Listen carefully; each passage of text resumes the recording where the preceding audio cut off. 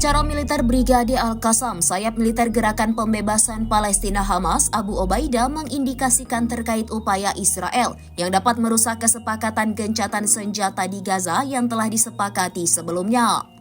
Pada pengumuman yang dilontarkan pada Kamis 16 Januari 2025, Abu Obaidah menyebut kalau pasukan Israel menargetkan pengeboman di lokasi di mana salah satu tawanan perempuan yang akan diikut sertakan dalam tahap pertama pertukaran dalam kesepakatan gencatan senjata berada. Abu Obaidah dalam sebuah pernyataan di saluran Telegram milik Gerakan Perlawanan Palestina tersebut dikutip pada Jumat 17 Januari 2025 mengatakan, setiap serangan atau penyerangan oleh pasukan Israel selama fase sensitif ini berisiko mengubah harapan kebebasan bagi tawanan menjadi tragedi. Pernyataan tersebut tidak menjelaskan nasib tawanan Israel tersebut maupun identitasnya.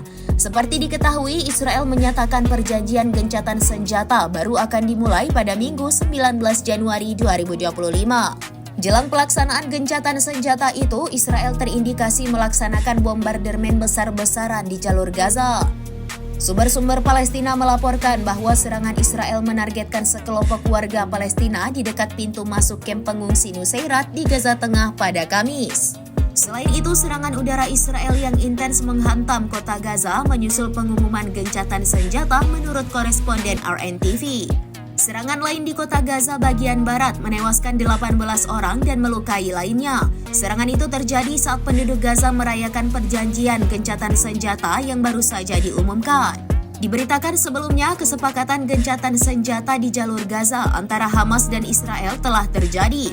Gencatan senjata tersebut akan mulai berlaku pada Minggu 19 Januari 2025. Kesepakatan gencatan senjata itu sebelumnya telah dikonfirmasi pejabat Israel, Hamas, Amerika Serikat, Mesir, dan Qatar.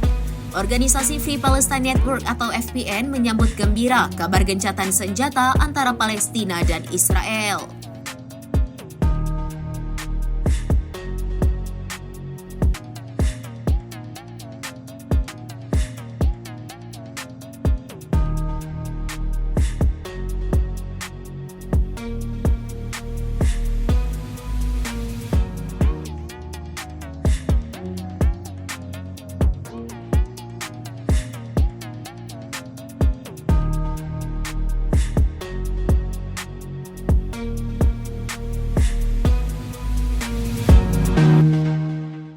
Download Tribun X sekarang, menghadirkan lokal menjadi Indonesia.